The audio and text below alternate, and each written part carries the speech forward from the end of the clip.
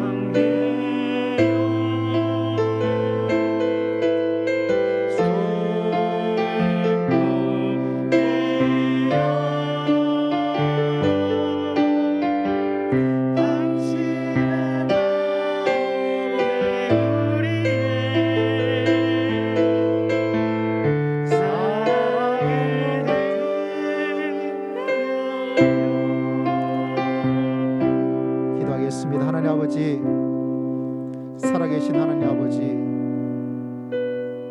주님만이 나의 힘인데 내가 주님만 바라보지 않았기 때문에 힘이 들었습니다. 주님이 나의 사랑인데 다른 어떤 사랑을 찾기 위해서 방하며 열정을 불태우다 보니까 우리 힘이 들었습니다. 하나님, 이곳에 임하셔서 참 사랑과 참 능력과 참 위로하심과 참 비전과 참된 은혜를 더디피어 주실 줄을 믿습니다. 하나님, 이곳에 오셔서 우리의 모든 예배를 받으시고 하늘의 문을 여시고 소낙비처럼 쏟아지는 은혜를 더디피어 주실 줄을 믿습니다.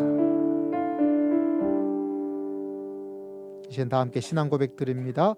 전능하사 천지를 만드신 하나님 아버지를 내가 믿사오며 그 외아들 우리 주 예수 그리스도를 믿사오니 이는 성령으로 잉태하사 동정녀 마리아에게 나시고 본디오 빌라도의 고난을 받으사 십자가에 못 박혀 죽으시고 장사한 지 사흘 만에 죽은 자 가운데서 다시 살아나시며 하늘에 오르사 전능하신 하나님 우편 앉아 계시다가 저리로서 산자와 죽은 자를 심판하러 오시리라.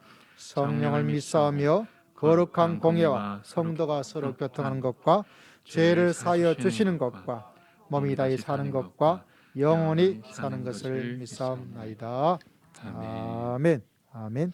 우리 95장 우리 함께 찬양 드립니다. 좀 더운가요? 좀 선풍기 좀 켜드릴까요? 95장 함께 찬양 드립니다. 나에게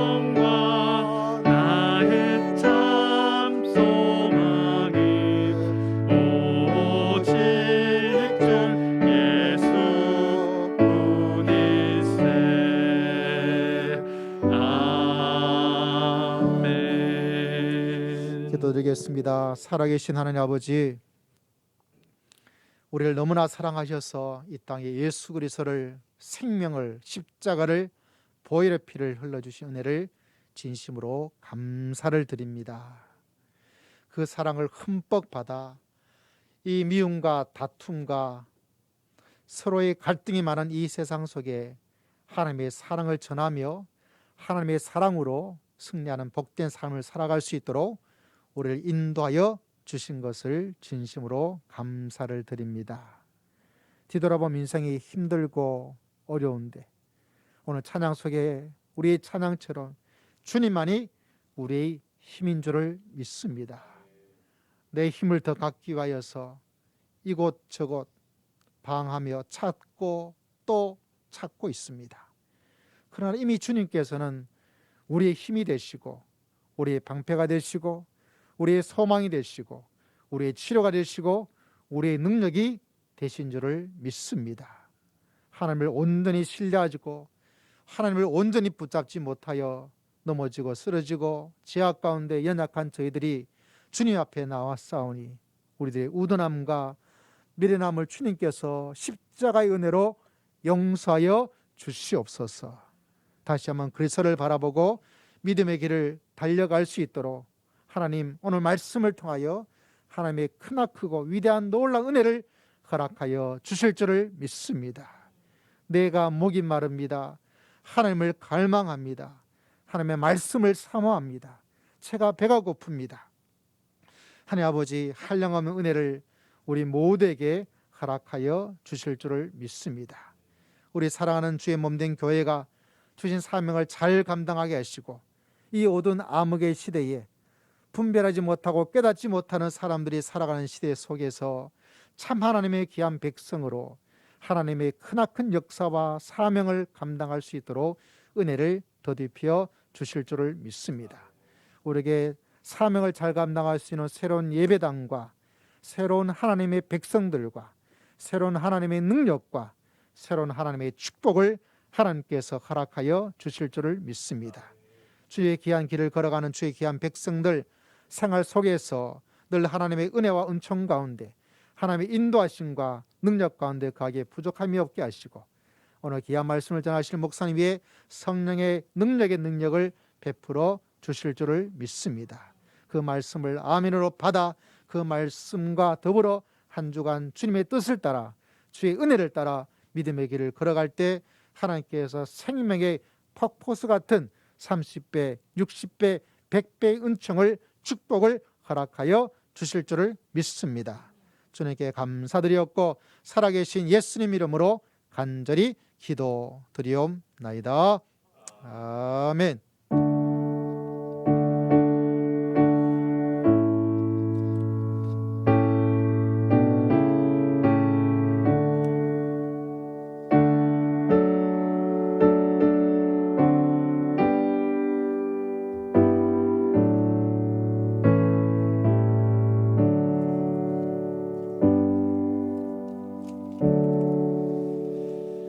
오늘 말씀은 창세기 3장 말씀이 되겠습니다. 창세기 3장 구약 성경 사면의 말씀이 됩니다.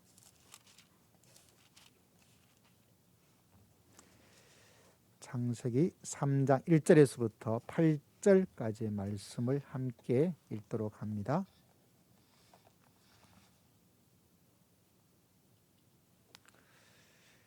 창세기 3장 1절에서부터 8절까지의 말씀.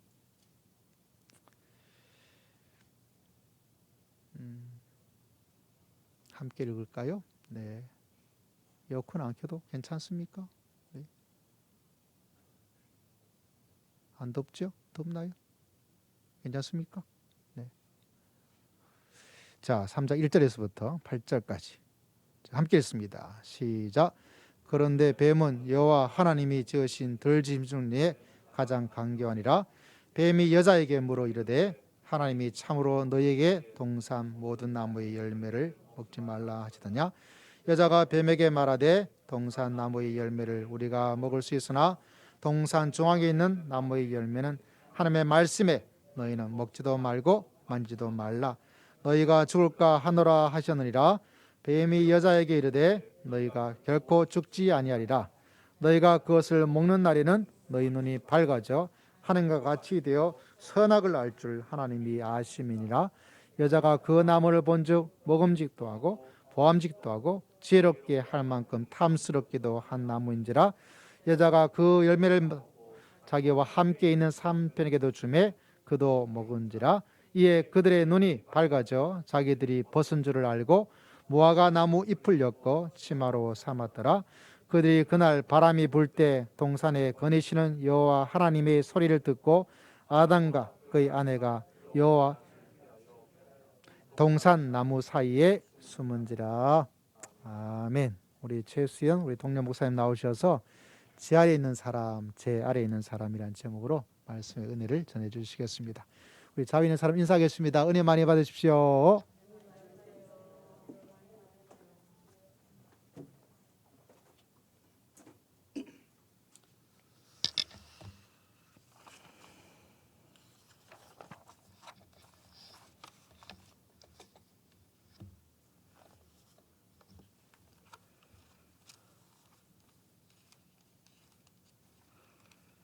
제가 20여 년 전에 제 아내를 처음 만나서 이제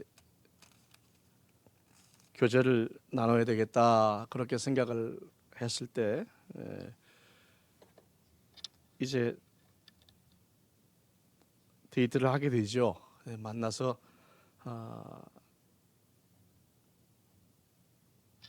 이야기도 나누고 뭐 여러 가지 일들을 하게 되는데, 그러다 보면은 관심을 기울이게 됩니다. 아내도 저에게, 저도 아내에게. 그래서 살피게 되죠. 이 사람이 뭘 좋아하는가, 그다음에 이 사람이 뭘 싫어하는가.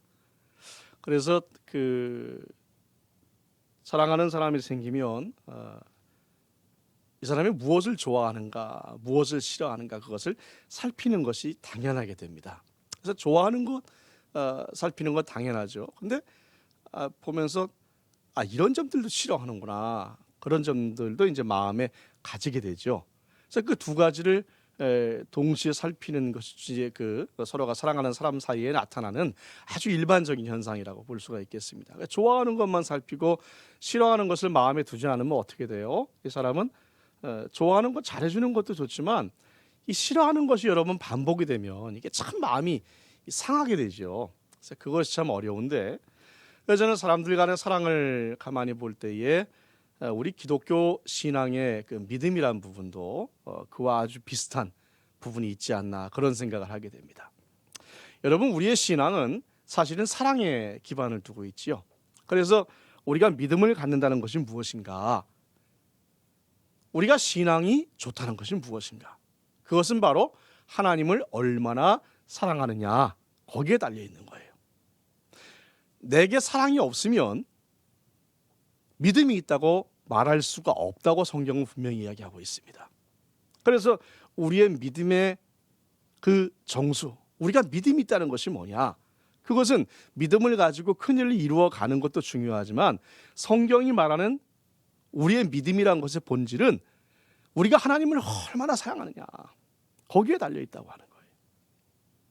그러니까 믿음은 하나님을 사랑한다는 것과 같은 말이에요.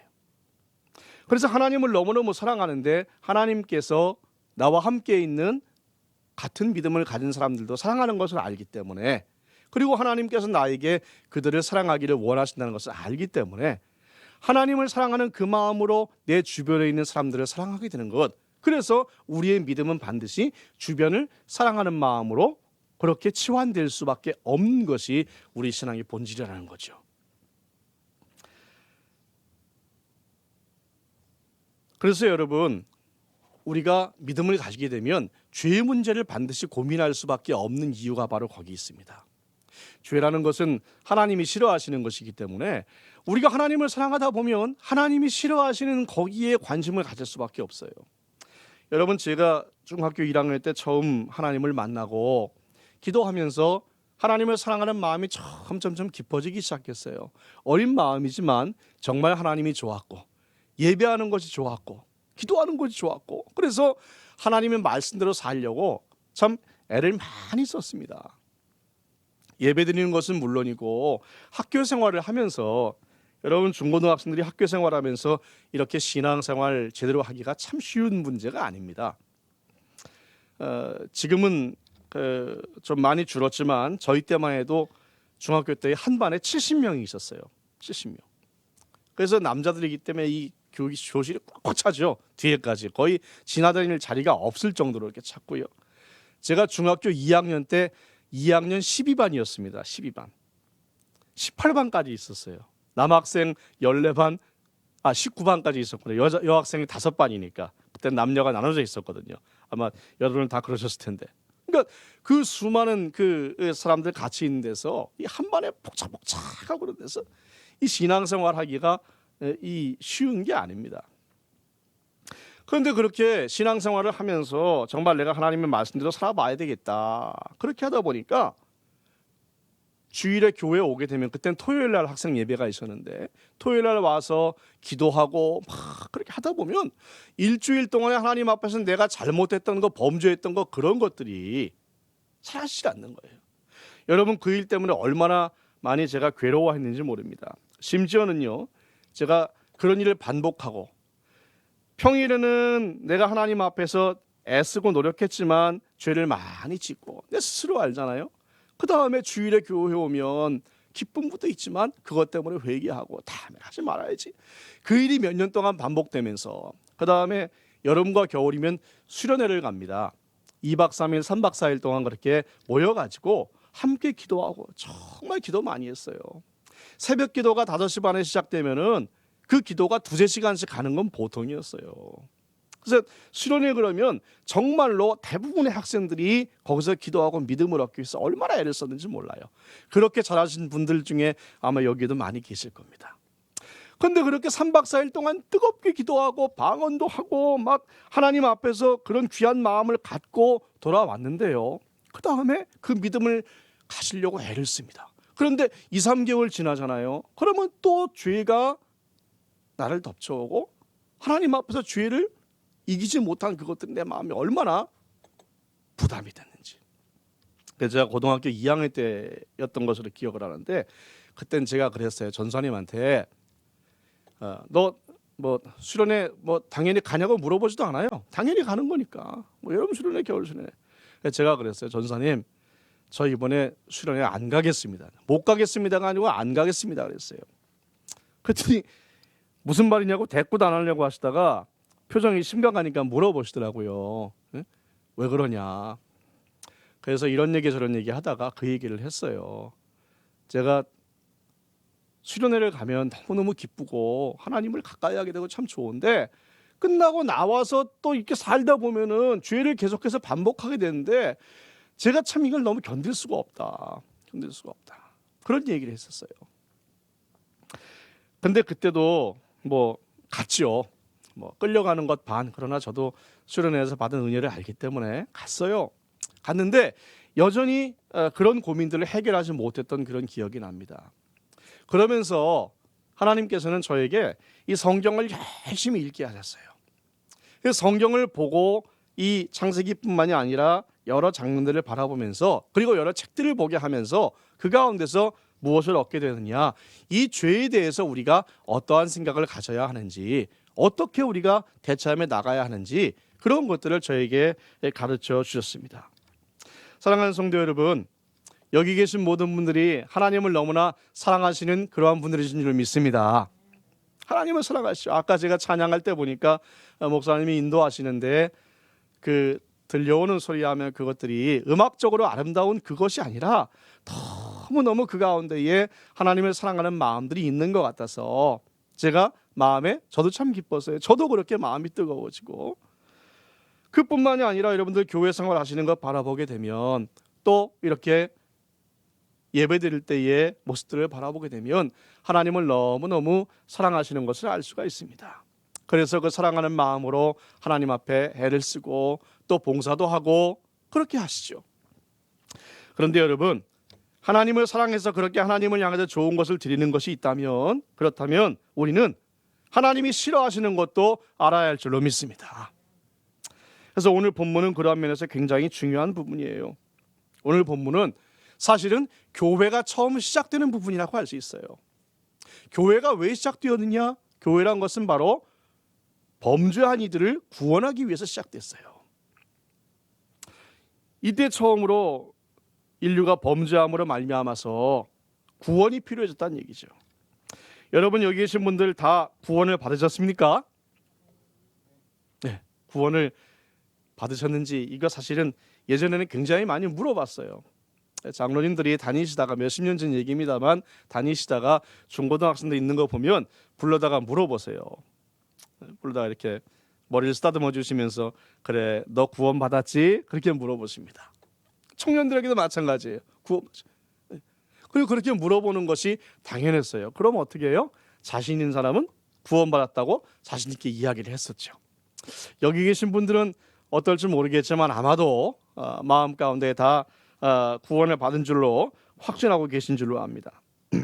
구원이라는 것은 범죄한 인간을 위한 하나님의 최종 목표예요. 저와 여러분은 구원을 받긴 받았는데 아직 완전한 구원에 이르지는 못했습니다. 그 증거가 뭐예요? 아직도 죄를 짓고 있다는 것이죠. 지난주 일주일간을 지내시면서 물론 한 번도 죄를 짓지 않으신 분이 계신지도 모르겠지만 그러나 죄를 지으신 분도 있을 거예요. 왜 그렇습니까? 그것은 우리의 받은 구원이 불완전한 구원이 아니라 불완전한 구원이기 때문이 아니라 아직까지 남은 거예요. 언제 이루어집니까? 예수님이 다시 오시고 우리가 이 땅에 이루어질 완전한 천국이 온전하게 이루어지게 되면 그때는 어떻게 해요? 우린 더 이상 죄를 짓지 않는 그러한 사람이 될 줄로 믿습니다. 그때가 바로 완전한 구원이 이루어지는. 그래서 사실은 여러분 우리가 삶을 살면서 죄를 짓는다고 해도 그것 때문에 너무 낙심하고 절망할 필요는 없어요. 왜요? 우리가 아직은 완전한 구원에 이르지 못했기 때문이죠. 그래서 우리는 어떻게 해요? 아직까지는 완전한 그 죄에 대해서 완전한 승리를 얻은 상태가 아니라 우리는 아직까지는 죄와 싸우는 때인 것입니다. 지금까지는 그래요. 여러분 혹시 구속이란 말을 들어보셨습니까? 들어보신 분 많이 계시죠? 이 구원과 구속을 조금 구별할 필요가 있어요. 무슨 말씀이냐 하면 구원이 우리가 하나님께서 죄 가운데서 완전하게 건져주시는 그러한 최종적인 것이라면 구속은 뭐냐? 그 구원의 방법인 거예요. 여러분 우리가 서울에서 부산을 간다고 했을 때 예전에 부산에서 목회할 때는 부산에서 서울 간 얘기했는데 지금 서울에서 부산을 간다고 하면 목적은 뭐예요? 뭐로 가도 부산만 가면 되는 거예요. 걸어갈 수도 있고 뭐 기차 타고 갈 수도 있고. 그런데 보통 뭐 타고 가요? 자동차 타고 가기도 하고 KTX 타고 가기도 하고. 그렇죠. 그럼 우리가 부산까지 가는 것은 구원이라면 구속은 뭐예요? 여기서 그 가는 방법을 이야기하는 겁니다. 하나님께서는 구원을 위한 방법으로 구속을 선택하셨는데 그 구속이 뭐냐? 여러분 이 구속을 그 범죄에서 구속받는다고 하는 거하고 똑같이 생각하시는 분이 있는데 이 다른 얘기예요. 그거하고는. 이 구속을 한자로 풀어보면은 구할구, 구원하고 같은 거죠. 그 구할구에 이 속자가 흔히 잘 안 쓰는 건데요. 속받칠 속이라고 하는 속입니다. 이해가 안 가시죠? 이 속받칠 속이라는 것은 이런 뜻을 가지고 있어요. 재물을 바치고 죄를 면제받다. 그래서 바꾸다. 내 재물과 죄를 바꾸다. 이해가 가시죠? 그래서 거기서 물물 교환하다라는 얘기까지 있어요. 무슨 말씀이냐? 구속이란 것은 우리의 죄를 하나님이 어떻게 그 죄를 물리치시고 우리를 구원에 이르게 하셨느냐 그 방법인데 그냥 너 구원 그렇게 하신 것이 아니에요. 우리의 죄를 사하시기 위해서 용서하시기 위해서 무언가를 갖다가 다시 주셨다는 말씀이에요. 바꾸셨다는 말이에요. 여러분 무엇을 바꾸셨는지 잘 아시죠? 예수 그리스도의 피를 주신 겁니다. 그래서 구원은 그냥 이루어지는 것이 아니에요. 하나님께서 왜 우리를 그냥 너 구원 그렇게 안 하시고 예수님을 십자가에 죽게 하셔서 구원을 주셨냐? 그것은 우리가 완벽하게 알지는 못해요. 성경을 바라보았을 때 거기에는 성부와 성자와 성령님 간에 그러한 신적 의논이라는 부분도 있고 여러 가지가 있지만 그러나 우리가 그것을 완벽하게는 알지 못해요. 그래서 우리는 세상 사람들로부터 그런 물음을 받을 때가 있죠. 아니 하나님은 전능하시다면서 그럼 왜 인간 왜 죄를 짓게 했는데? 하나님은 전능하시다면서 그러면 그냥 다 구원하면 되지 왜 누구는 구원하고 누군 구원 안 하는데? 하나님이 전능하시다면 하나님은 다 구원하시 왜 거기다가 믿는 거 안 믿는 거 따져가지고 그러는데 하나님이 능력이 없는 거야? 아니면 하나님은 완전하게 선한 것이 아닌 거 아니야? 그런 질문이 있을 줄 알고 바울은 로마서에서 이렇게 말씀합니다. 내가 누구기에 감히 하나님을 힐문하느냐? 여러분 그 구절이 어딘지 찾아보세요. 우리는 우리의 모든 판단과 기준은 어디에 있어요? 무엇입니까? 바로 성경에 있어요. 따라합시다. 성경이 가는 데까지 가고 성경이 멈추는 데서 멈춘다. 여러분 아멘입니까? 그래서 우리가 가진 모든 의문들을 우리는 해결하길 원해요. 그런데 문제는 하나님께서 우리가 가진 모든 의문들을 다 해결할 수 있도록 성경 주시지 않았어요. 하나님께서는 필요하신 부분만 주셨고 그 필요라는 것이 우리의 필요하고는 조금 다릅니다. 그래서 죄 문제나 여기 나온 처음에 범죄나 이런 부분을 생각해봐도 우리의 의문을 다 해결할 수 없는 부분들이 있어요. 하지만 여러분, 우리가 성경이 이야기하는 데까지, 그래서 성경을 보다 깊이 바라보게 되면 우리가 생각하는 것보다 훨씬 많은 부분들을 우리는 깨달을 수 있게 됩니다. 3장 1절에 보니까 오늘 본문의 말씀에 뱀이 나타납니다. 여러분이 뱀은 지금 사탄이 그 안에 들어가 있어요. 그렇다면 사탄은 이미 범죄한 존재예요. 여러분, 이 에덴 동산에 현재 죄가 있습니까 없습니까? 이 상황에서 죄가 있어요. 이미 죄가 있었던 거예요.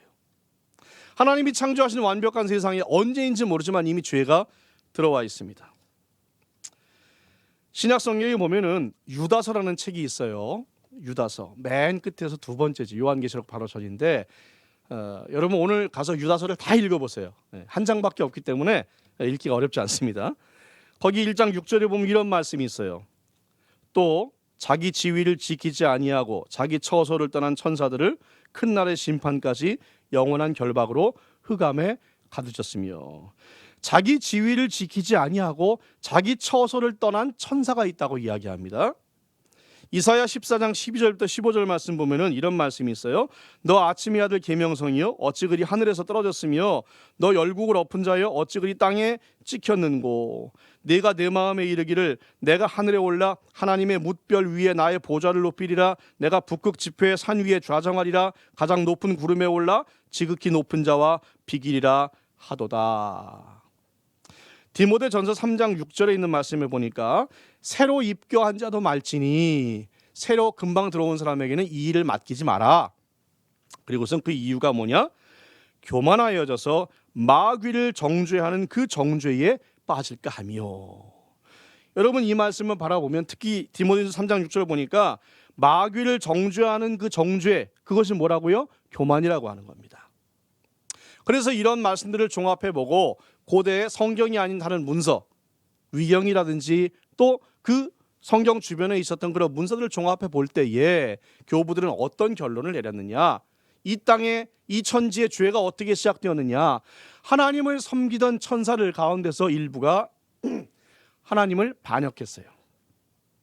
그 수가 얼마나 되는지 어떻게 반역을 했는지 그 정확하게 나와 있지는 않습니다. 그러나 이 말씀 바라볼 때에 그 천사장과 또 그 밑에 천사들이 반역을 해서 천사장이 바로 사탄이 되었고 그 천사들이 바로 귀신들이 되었다고 하는 것이 이 교리의 정설입니다. 여러분, 그래서 사람이 죽으면 귀신 되나요? 안 됩니다. 전설의 고향은요, 이 성경하고는 전혀 맞지 않는 거예요. 원한을 품고 있다가 귀신들이 아니에요. 귀신은 처음부터 귀신이에요. 사람은 귀신이 될 수가 없어요. 그래서 귀신들은 처음에 하나님을 벗어난 그러한 일정 수가 있습니다. 그들이 바로 이 땅에서 하나님의 모든 계획을 망치려고 그렇게 일들을 하고요. 그리고 그 가운데에 예수님을 시험하고 그 모든 귀신들의 머리가 되는 사탄이 있습니다. 그 사탄이 바로 이 지금 뱀 안에 들어와 있다고 하는 것입니다.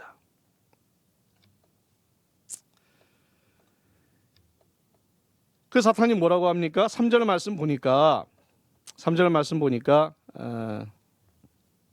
말씀 보니까 그렇게 얘기하죠. 너희에게 동산 모든 나무의 열매를 먹지 말라 하더냐. 여러분, 여기에 함정이 있다는 얘기는 여러분 들어보셨을 것입니다. 그런데 어쨌든 동산 중앙에 하나님께서 나무를 두셨어요. 하나님이 이 에덴 동산에 두신 나무가 많은데 그 중에 두 가지가 특별한데 하나는 뭐예요? 이 선악을 알게 하는 나무와 또 하나는 생명나무입니다. 여러분, 이때 생명나무는 먹을 수 있었어요? 없었어요? 있었습니다. 생명나무가 어떠한 역할을 하는지 정확하게 나와 있지는 않지만 생명나무는 먹을 수 있었어요. 선악을 알게 하는 나무는 먹을 수가 없었어요. 여러분, 이 두 가지가 있다면 여러분 어떤 거 드시겠어요? 생명나무 드실래요? 선악을 알게 하는 나무 드실래요? 저 같으면 생명나무 먹을 것 같은데 이상하죠. 왜 아담과 하와는 왜 생명나무, 그것도 먹었겠죠. 먹었을 텐데 왜 선악을 알게 하는 나무를 먹었을까요? 그런데 어떤 사람들은 여기다 시비를 겁니다. 아니, 범죄할 거 하나님이 몰랐나? 하나님은 미래를 다 보시잖아. 범죄할 건 몰랐나? 알았으면서 왜 안 막으셨지? 알았으면서 왜 거기다 나무를 두셨지?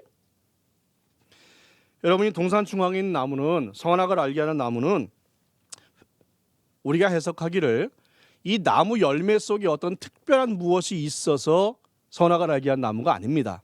거기에 이상한 물질이 있어서 그걸 먹게 되면 확 뭐 깨닫게 된다거나 그런 의미가 아니에요. 이것은 하나님이 두신 금지 규범입니다. 아담과 하와는 동산을 다스리면서 에덴 동산에 있는 모든 것을 다 다스리고 또 그것들을 자기의 마음대로 하면서 이 동산 중앙에 있는 나무를 볼 때마다 한 가지를 생각하게 됩니다. 뭘 생각해요? 이 동산에는 하나님이 계시며 또 우리는 하나님의 피조물이며 우리는 하나님의 명령을 지켜야 하는 사람이라는 것을 생각하고 기억하게 되는 겁니다. 이것이 동산 중앙에 있는 선악을 알게 한 나무의 진정한 의미였어요. 여러분, 이 나무를 보고 아담과 하와가 단지 두려워하고 싫기만 했을까요? 그렇지는 않았을 거예요. 어린아이들, 자식들을 두고 부모가 나갈 때 너 이거 하면 안 돼. 6시 되면 반드시 숙제해. 그랬을 때에 아이는 그 말이 싫을 수도 있겠지만, 숙제가 싫을 수도 있겠지만, 그러나 그 말을 준 어머니를 생각합니다. 그리고 어머니가 언제든 돌아올 거라는 것을 생각하는 거죠. 이 동산 중앙에 있는 나무라는 것은 하나님께서 이들을 망치기 위해 세운 것이 아니에요. 이 에덴 동산에는 너희뿐만 아니라 하나님이 계시고 하나님께서 너희를 보호하시고 너희의 참 주가 되시고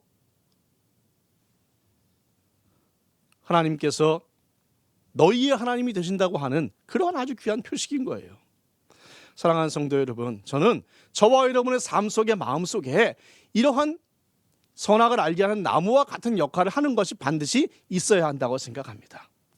우리가 그걸 바라볼 때마다 내가 범죄할 때도 있지만 때론 하나님이 계시지. 내가 하나님과 함께하고 있지. 하나님은 내 눈에 안 보이지만 하나님이 여전히 나를 보고 계시지.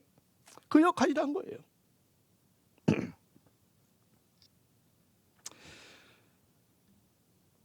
개혁주의 인간론이라는 책이 있는데요. 거기에 그 저자이신 안토니 후쿠마 목사님을 비롯해서 몇몇 꽤 많은 목사님들은 이러한 얘기를 해요. 이 금지 규범, 선악을 알게 한 나무 열매를 따먹지 말라고 하는 이 규범의 배후에는 순종의 결과로 주어지는 상이 반드시 있을 것이라는 것을 포함한다고 주장해요. 이 무슨 말씀이냐? 여러분, 저는 그런 생각을 해봤어요. 이 선악을 알게 한 나무를 먹지 말라는 금지 규범을 계속 두면 언젠가는 먹지 않았을까? 그런데 성경학자를 연구한 바에 의하면 이것을 아담이 굉장히 오래 살죠. 몇백 년을 사는데 그 몇백 년 동안 계속된 규범이 아니에요. 이것은 시험인 거예요. 다시 말해서 이 시험을 통과하게 되면 어떻게 해요? 그러면 아담과 하와가 하나님의 말씀을 순종하고 잘 지킨 것으로 거기에 대해서 상급이 있는 거예요. 그렇기 때문에 이것은 하나님께서 아담을 끝까지 범죄하는 쪽으로 이끌어가는 그런 것이 전혀 아닌 거예요. 만약에 아담이 일정 기간 동안 그 일정 기간이 얼마인지는 몰랐지만 그것을 잘 지켰다면, 그래서 하나님으로부터 내가 내 명령을 순종하는구나 인정받았다면 아담과 하와는 영생이란 놀라운 선물을 받을 수 있었을 것입니다.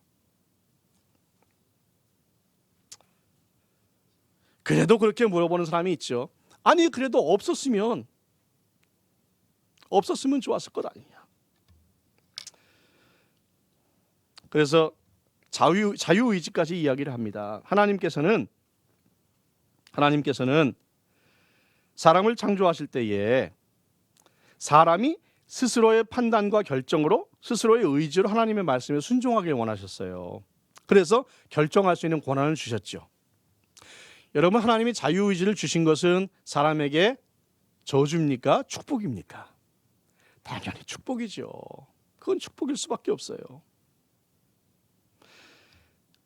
그런데 어떤 사람들은 그거 없었다면 최소한도로 죄를 범한 일은 없었을 것 아니냐, 그렇게까지 얘기를 하는데 거기에 대한 대답은 뭐냐면 저는 모르겠습니다, 그거예요. 제가 생각하기에는 자유의지를 주신 것이 축복이라고 생각하고, 하나님께서 만약에 저에게 이 자유의지를 너에게 줄까 말까라고 말씀하신다면 저는 당연히 받을래요라고 얘기할 것 같아요. 그런데 그것이 죄와 연관되어 있지 않느냐, 저는 그것은 더 이상 성경에서 저에게 대답할 거리를 주지 않는다고 생각을 합니다. 그거는 어떻게 하느냐, 여러분, 이를 위해서라도 꼭 천국 가셔야 됩니다. 거기서 하나님께 물어보세요. 그때는 아마 대답을 해주실 가능성이 높습니다. 아직은 우리가 이해를 못하지만. 하나님께서는 사람의 스스로의 판단으로, 그리고 스스로의 결정으로, 스스로의 의지로 하나님의 말씀에 순종하기를 원하십니다. 그래서 어쩌면 여러분, 예전에 비해서 교회가 많이 이렇게 좀 성세가 줄었잖아요, 예전에 비해서. 그래서 이 시대를 사는 그리스도인들은 예전에 비해 참 불행하다 이렇게 생각을 하기도 해요. 그래서 저는요, 반대로 생각합니다. 어쩌면 이 시대의 신앙생활을 하는 사람들이 더 복받은 사람들이 될 수 있다. 왜요? 예전에는 자기 결정으로 신앙생활을 하는 것이 아니라 가정의 분위기 때문에 뭐 이런 그런 것 때문에 신앙생활을 하는 사람도 꽤 있었어요. 근데 요즘은 어때요? 아이들도요, 자기 결정이 아니면 신앙생활이 어렵습니다. 네, 부모의 말 듣고 쉽지 않아요. 그렇다면 이 시대에 교회에 나와서 온전한 신앙생활하고 하나님을 바라보는 그 사람들은 저는 하나님이 보시기에 더 큰 상급이 있을 줄로 믿어요. 이건 귀중한 문제입니다. 지금처럼 집안에 몇 대째 예수를 믿어온 집안이라 할지라도 그런 사람도 교회 생활을 온전하게 하지 않는 것에 대해서 별로 사람들이 이상하게 생각하지 않는 이 시대에, 그런 시대에 우리가 신앙생활을 열심히 하고 하나님을 온전하게 섬긴다면 여러분, 그것이야말로 하나님이 기뻐하실 일 아니겠습니까? 그것이야말로 우리에게 놀라운 상급이 아니겠습니까?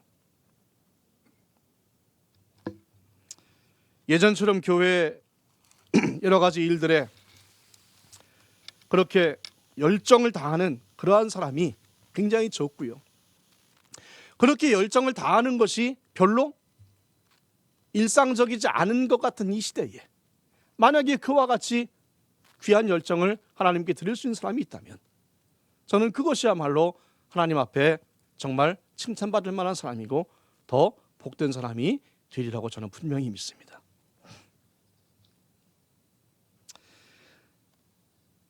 뱀을 통해서 아담과 하와를 꾀는 이 사단이 중요한 말을 합니다. 1절에 보니까 무슨 이 의도적인 과장과 잘못된 정보로 의심을 불러일으키는 게 있어요. 하나님께서 분명히 먹지 말라고 하셨는데 뭐 만지지 말라, 보지도 말라 이런 얘기하고, 그리고 먹으면 정령 죽으리라고 말씀하셨는데 하와한테 거기 호응해서 너희가 죽을까 하노라. 이 죽을까 하노라는 엄밀히 말하면 쉬운 얘기로 하면 죽을지도 모른다, 그런 얘기예요. 여러분, 죽을지도 모른다는 안 죽을 수도 있다는 얘기죠. 먹으면 100% 죽는다, 그 얘기하고 먹어도 안 죽을 수 있다, 이건 완전히 다른 얘기예요. 사실은 이 시점에서 아담과 하와는 이미 범죄한 상태에 들어갔습니다. 아니, 사단과 이야기를 나누는 그 순간부터 이미 범죄한 거기에 들어갔습니다. 나중에 선악을 알게 한 나무 열매를 먹은 것은 확인 사살에 불과합니다. 여러분, 우리가 죄를 범한다는 것은 사실은 행동 전에 우리의 마음에 있어요.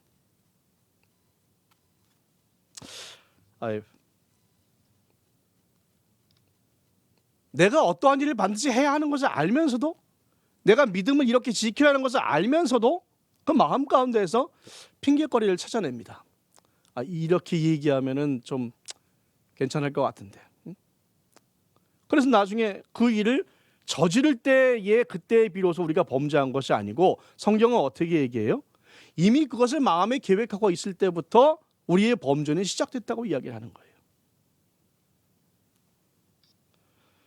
사회에서의 범죄는 그 행위를 가지고 판단하지만 성경에서 하나님께서는 우리의 마음을 가지고 먼저 판단하십니다. 아담과 하와는 사단과의 대화를 이어나가면서 이미 죄 가운데 빠진 상황이 되어 있어요. 이것을 사단이 정확하게 간파한 이후에 4절 말씀에 이렇게 사단이 이야기합니다. 그럼 4절을 같이 읽어볼까요? 4절 시작. 뱀이 여자에게 이르되 너희가 결코 죽지 아니하리라. 처음에는 물어보는 것처럼 했던 이 사단이 이제 마음이 넘어온 것을 알자 결코라는 말을 씁니다. 결코 죽지 아니하리라. 이것이 여러분 사단이 우리의 마음을 빼앗아가는 그러한, 우리로 하여금 죄를 범하게 하는 그러한 방법입니다. 그리고 5절에서는 이렇게 얘기합니다. 너희가 그것을 먹는 날에는 너희 눈이 밝아져 하나님과 같이 되어 선악을 알 줄 하나님이 아심이니라. 사단은 뭐라고 얘기하고 있어요? 너희가 그것을 먹으면 어떻게 되냐하면 너희가 눈이 밝아진다.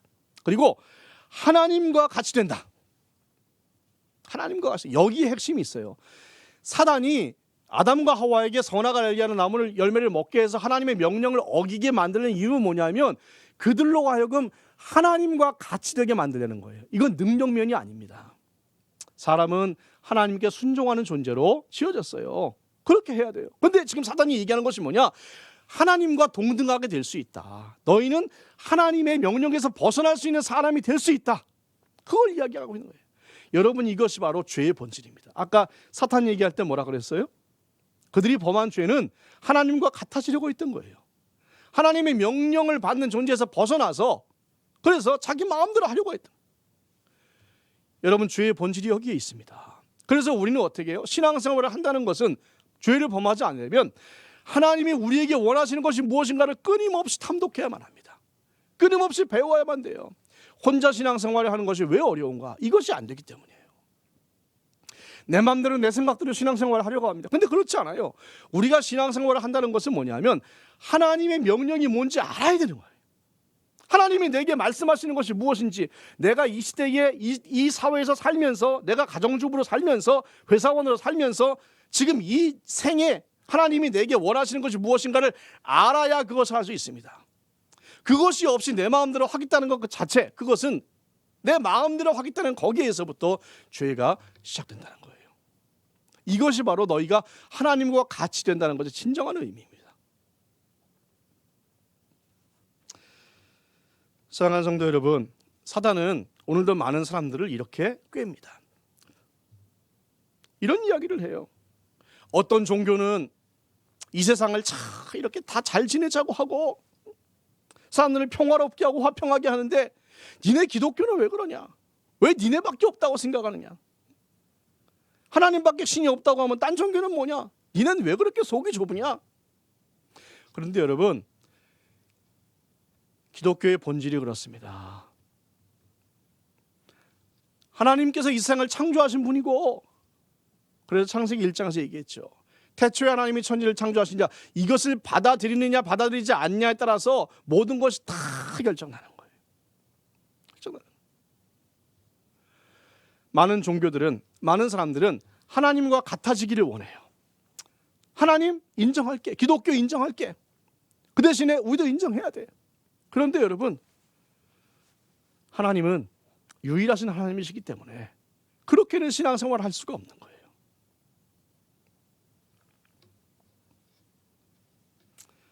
사탄은 너희가 하나님과 같이 될 것이라는 그러한 말을 통해서 사람들을 꾀입니다. 우리가 가장 거부해야 될 것이 그거예요. 그래서 우리는 신앙생활을 하면서 늘 우리가 하나님께 기도해야 돼요. 하나님, 내게 말씀하여 주시옵소서. 성경을 통하여 말씀하여 주시옵소서. 목사님의 말씀을 통해서 말씀하여 주시옵소서. 나로 하여금 깨닫게 하여 주시옵소서. 그 주님이 우리에게 깨닫게 하실 때, 그럴 때 우리가 그것을 가지고 나아가려고 하는, 여기에 하나님의 말씀이 아니라 내 생각으로 내 판단으로 하려고 할 때 여러분 거기서부터 우리의 잘못된 길이 시작이 됩니다. 그것은 세상 사람들은 자유라고 이야기하지만 성경은 결코 자유라고 이야기하지 않습니다. 멸망하기를 달려가는 거예요. 여기 계신 모든 분들은 하나님 앞에서 정말 죄를 짓지 않기 위해서 애를 많이 쓰시고 하나님의 말씀에 순종하기 위해서 최선을 다하시는 분들인 줄로 압니다. 그렇습니다. 이 21세기 2022년도에 죄 문제를 이야기한다는 것 어찌 보면 참 시대와 맞지 않는 캐캐묵은 얘기가 될지도 모르겠지만 여러분 이것은 기독교에 있어서 절대 빼놓을 수 없는, 이것이 없고서는 기독교란 것 자체가 존재할 수 없는 아주 중요한, 가장 중요한 문제입니다. 여러분 이것에 대해서 우리가 확고한 마음을 가지고 내가 결코 하나님을 떠나는 것은 용납하지 않겠다고 하는, 나는 분명히 하나님의 말씀을 듣는 존재요, 하나님의 명령을 받는 존재요, 하나님이 내 생에 말씀하신 것들을 이루는 그러한 것이라는, 그러한 존재라는 이며, 그리고 그렇게 사는 것이 우리에게 복된 것임을 마음 가운데에 믿음으로 받아들이고 그렇게 삶으로 말미암아 죄를 이길 수 있는 저와 여러분 될 수 있기를 진심으로 소원합니다. 기도하겠습니다. 아버지 하나님, 부족한 저희들을 하나님의 자녀로 삼아주시고 우리의 죄를 용서하시고 하나님의 백성 되게 하심을 진심으로 감사를 드립니다. 아직까지 우리는 죄 가운데 연약하고 살면서 하나님의 말씀을 기억하지 못하고 하나님의 말씀 가운데에서 온전하게 살지 못하는 부족한 자들입니다. 그러나 주님, 저희는 주님의 말씀을 기억하길 원하고 주님의 말씀을 지키기 원하고 주님의 말씀대로 살기 원합니다. 성령님께 도와주셔서 우리에게 이러한 마음을 더욱더 강하게 하여 주시옵시고 때때로 부족하고 때때로 범죄하고 때때로 넘어지오나 하나님 저희가 낙심하지 아니하고 오직 하나님의 말씀 가운데에서 하나님의 뜻 가운데에서 하나님을 기쁘시게 하는 죄악을 이기는 그러한 삶이 될 수 있게 저희를 도와주시옵소서. 예배를 통하여 우리가 힘을 얻게 하시고 하나님 일주일간의 삶 가운데에서 승리의 함성을 울릴 수 있는, 우리가 죄를 이기고 승리하였다고 하는 그러한 귀한 삶을 살 수 있도록 저희를 지켜 주옵소서. 예수님의 이름으로 기도하옵나이다. 아멘.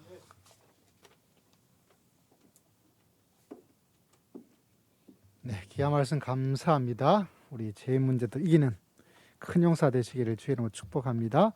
우리 찬송가 242장 우리 함께 찬양 드리겠습니다.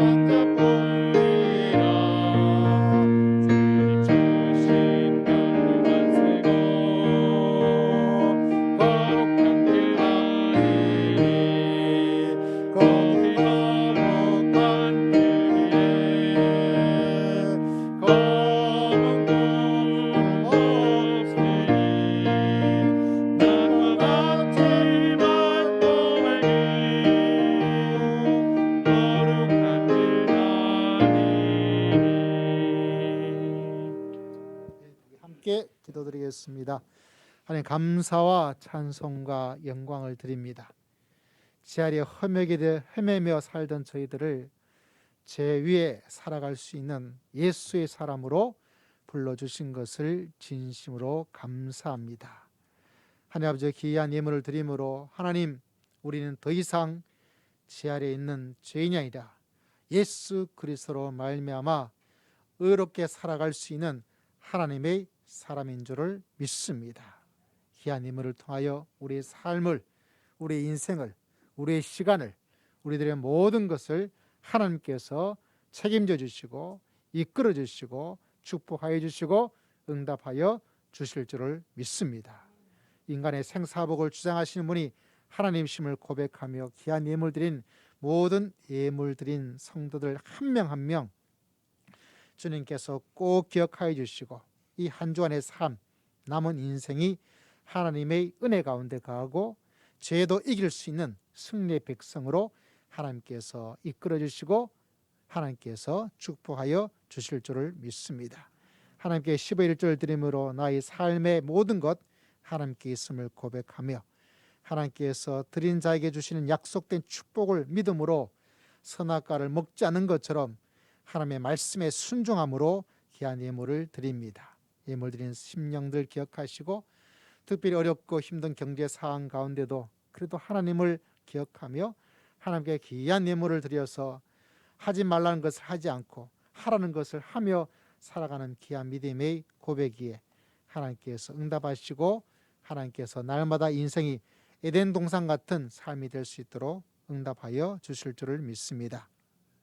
주일에 귀한 예물 드린 심령들 한 주간의 은혜를 기억하며 감사하며 또 한 주간도 주의 손을 붙잡고 주의 이름을 위하여 거룩한 길을 걸어가기 위해서 하나님께 귀한 예물 드렸사오니 그 마음과 믿음의 고백을 하나님께서 기억하시고 때를 따라 도와주시는 하나님의 은혜를 체험하는 복된 한 주간 될 수 있도록 주님께서 역사하여 주실 줄을 믿습니다.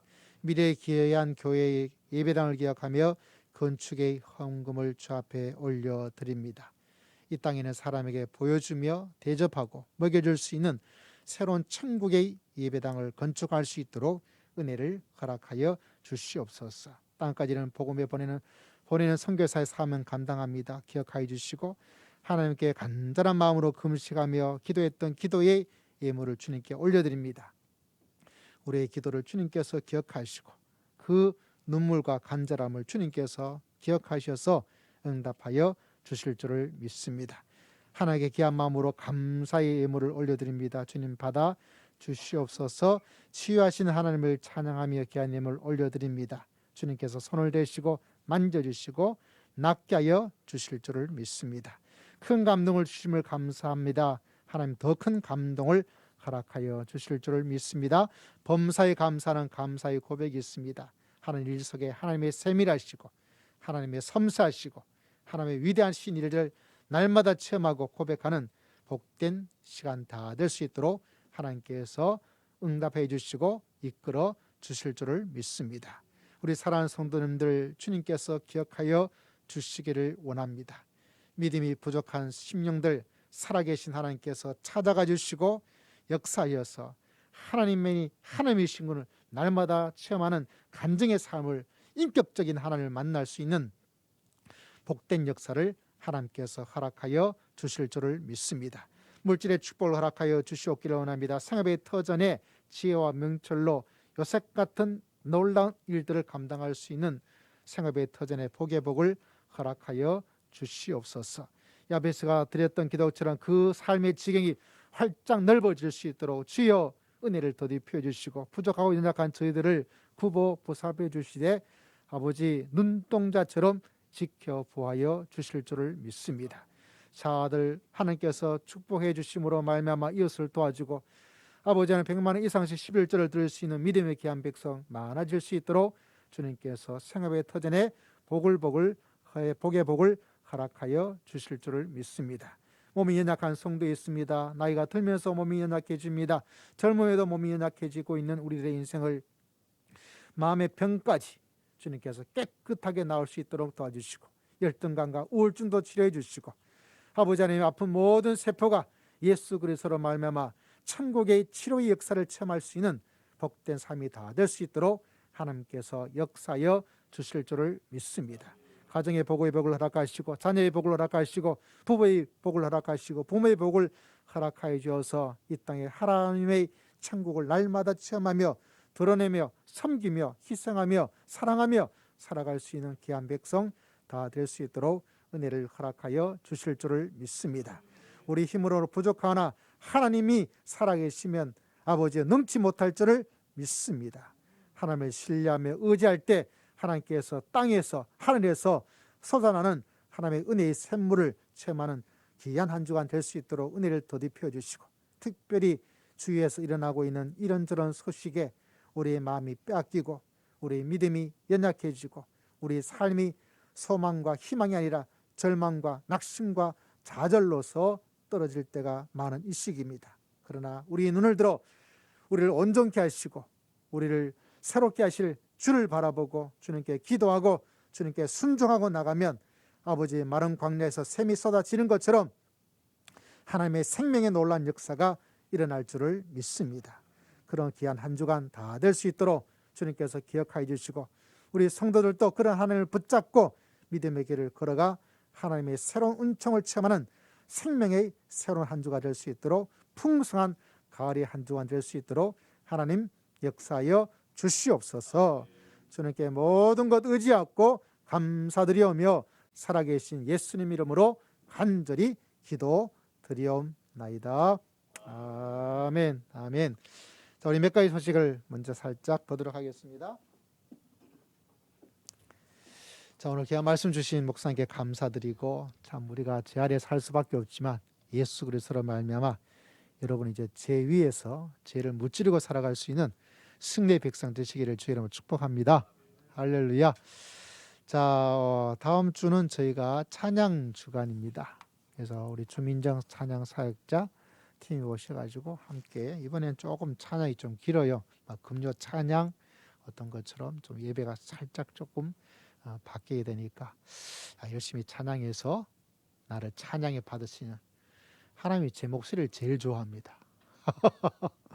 우리 찬양을 위해서 여러분의 목소리를 통해서 하나님을 경배하고 또 하나님의 은혜를 더 많이 체험하는 귀한 한 주간 되기를 바랍니다. 우리 또 다음 주는 우리 하나자매가 또 시험을 봐야 돼요.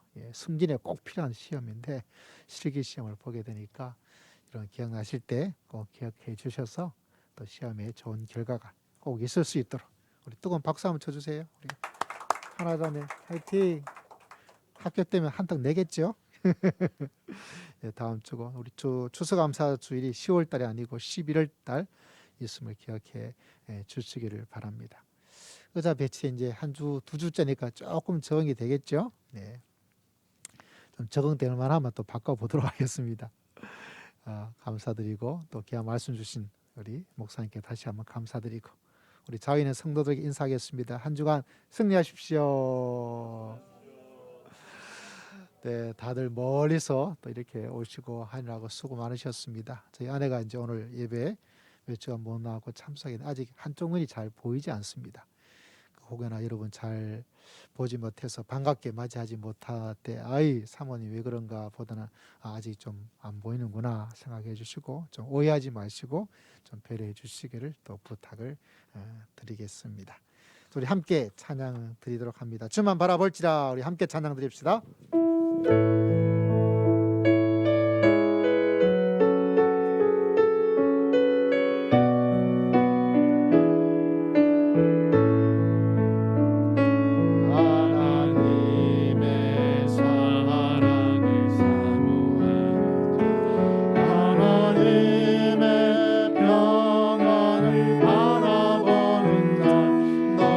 모든 것 창조하신 우리 주님이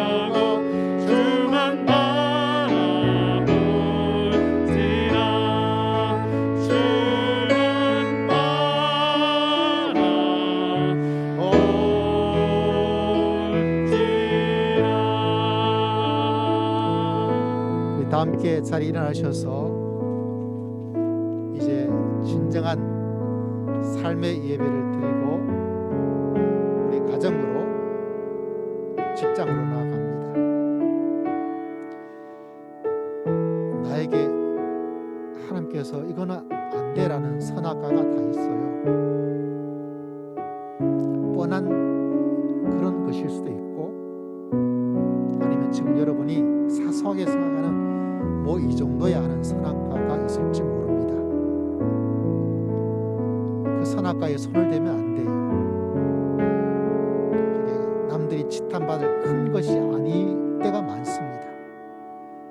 그런데 그 문제 때문에 하나님께서 우리와 가까이 하시고 우리와 함께 해주시고 우리를 사랑해 주시고 여러분을 축복하기를 정말 원하는데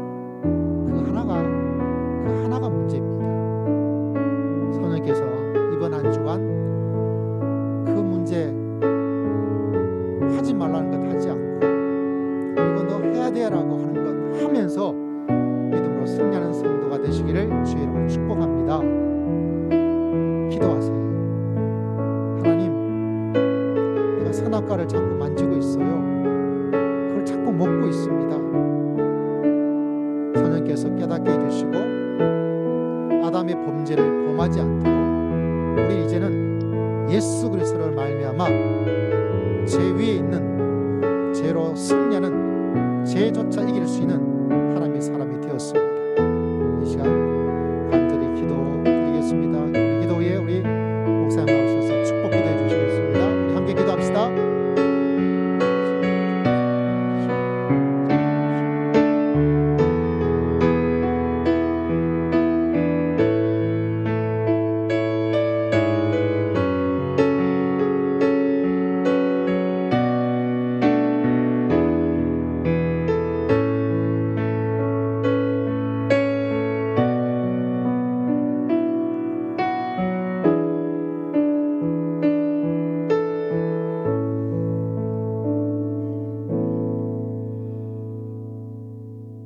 우리를 죽음에서 구원하신 우리 주 예수 그리스도의 크신 은혜와 아버지 하나님의 극진하신 사랑하심과 성령님의 감화 감동 위로 교통 역사하심이